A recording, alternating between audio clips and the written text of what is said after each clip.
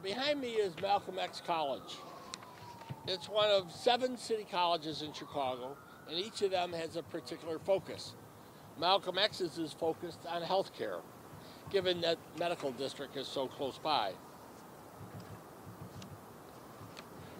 Our city colleges are an untapped resource. The graduation is low, and many of the people who attend are adults looking to acquire new skills. Meanwhile, our public schools are graduating thousands of students each year who are not ready for work, not ready for college, or not ready for life. Some enroll in city colleges. Others head off to 4-year colleges. Still others go right to work, and for them, there are fewer and fewer options. Sadly, many students who pursue college take on enormous debt. And for those who fail to earn a degree, that debt really sets them back. To keep Chicago strong and growing, we need to rethink our public education system to get more young people the skills they need to succeed at a price which they can afford. Preparation for work and for life cannot be an afterthought. It needs to inform every stage of a student's career.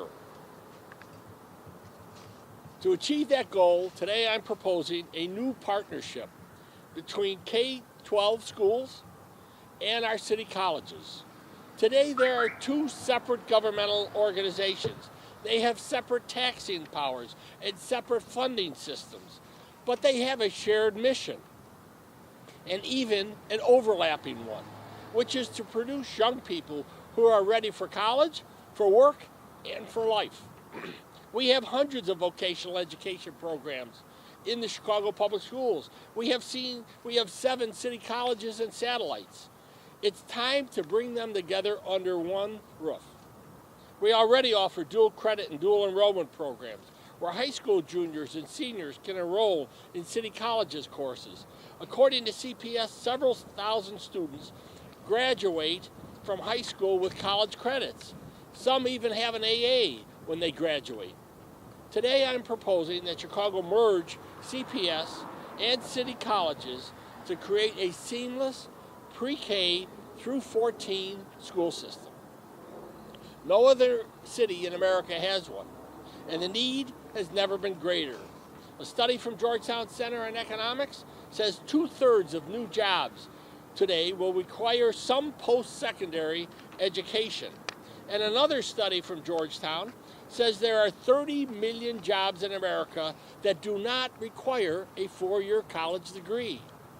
Both reports together suggest that Chicago should focus more on career training programs in high school and post-secondary institutions, both to meet workforce needs and to spare young people the cost of a 4-year college. Today, just 18% of CPS students earn a 4-year college degree, and there is no reliable data on the number earning a 2-year degree. My goal is to raise the percentage of CPS graduates earning post-secondary education degrees, both 2-year and 4-year, to 50% in a decade.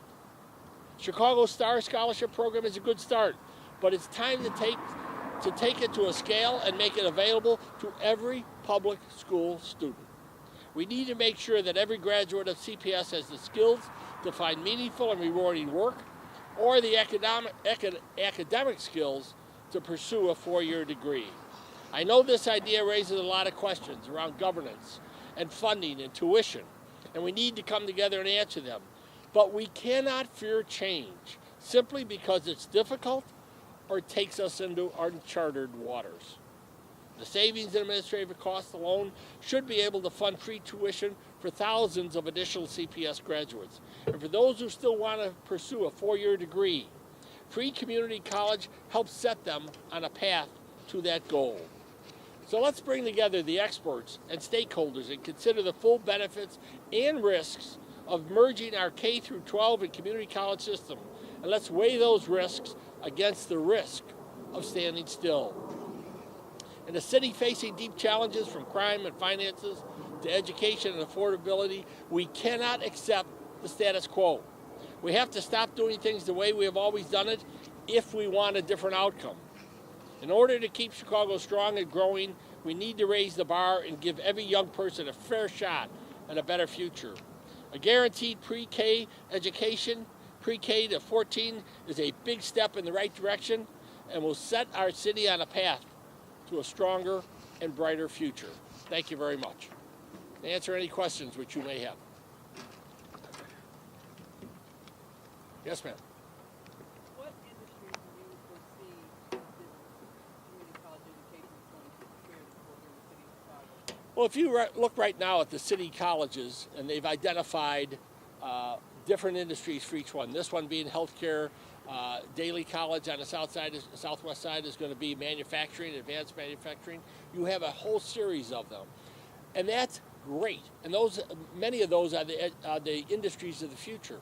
But what I'm saying is you got to back up from that 2-year period and back up through the entire system, back into pre through 8th grade, and set a system that its goal is to end up with those kids ready for work, for college, those who want to do a 4-year or 2-year program. And let's be honest, many of the jobs of the future, many of the jobs today are jobs that only require a 2-year college degree.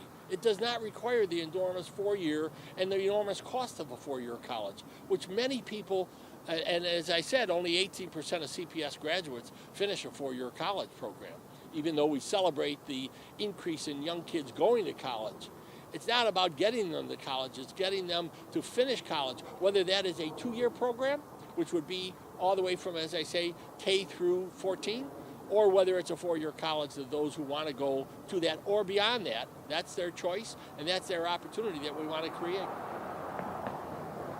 talk a little bit more about your goal of having 50% of CPS graduates obtaining a 2- or 4-year degree in a decade's time?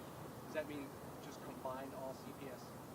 I just want to make sure I'm understanding. Yeah, forgetting the adults who come into the city colleges for advanced training or just courses that they want to take as an adult, they will remain paying those. But the goal is to, again, a continuing system, K through 14. The goal being that in 10 years, you will have 50% of the kids who graduate that system getting a degree, 2-year or 4-year, okay, and then being prepared for the jobs and the careers of the future. And again, it's a different mindset. I agree. Lots of people are going to find a problem with this, especially the bureaucrats or those in the system, which I appreciate. But if we don't think differently about our education system, and when you think about it, the city colleges was created. The first one in Chicago was Crane College. It was created by CPS in 1911. Okay, and then it evolved over time, but it was started off as part of CPS. Then the sense was, oh, we've got to have this as a separate entity. Why? So, but that may have worked well. If you look at the graduation rates and the success, you'd have to question whether that's really improved the kids. And this is about giving opportunities for these kids to have a career and a life and a vocation, or a career that provides a life for them beyond just graduating, getting into college, not being able to finish, and having enormous debt, and not a job opportunity or not a career. And those who want to finish the 4-year or go on to medicine or law or some advanced degree, they'll have that opportunity, and those bright kids have that. But the majority of kids that really want to have a career and want to have a job, we've got to prepare this. And I think it's going back to the beginning of when they come in K and 1st grade through 8th, and then through high school and through 14, that we're saying to these kids, we're going to help you have that life and that career opportunity that you want. And those who want to go on and finish 4 years and have the opportunity to financially, or go beyond that, they'll be able to do that. Obviously, those star kids can do that easily. You mentioned the savings and administrative Yeah. costs, but can you talk a little more about how you plan to fund this?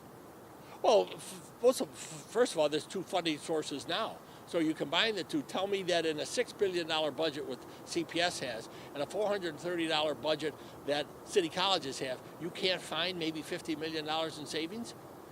If that's the case, then something is really wrong with both systems, okay? So I think you can do that. But the reason to do this is not to save that money. That's not the point here. The point here is we've got to look at education differently than we have looked at it for a system that was really begun in the beginning of the last century. and we've got technology. People get educated differently. Their jobs of the future are very different than they were 100 years ago when this whole thing started. So it's not about the savings, even though I can't believe merging two systems with a total of, $6.5 billion, you're not going to be able to save some money. If people start with that attitude, then they're not concerned about the students and their futures. They're more concerned about the bureaucracy, and that's not my focus. So just so we're clear, I should Yeah. have asked this yesterday. No. You don't want the merged system to give up the property tax revenues that the city colleges system. No, I'm not saying I'm not saying you give up that property tax. No, it would be one system. And as I said, remember, this started. The city college system started by CPS in 1911, first community college that was created, and it evolved over time. But now, the last real change was probably almost 50 years ago. And maybe we ought to just begin to look at things differently. As I talked yesterday about looking at the structure of government differently, we ought to look at the education system differently in today's 21st century.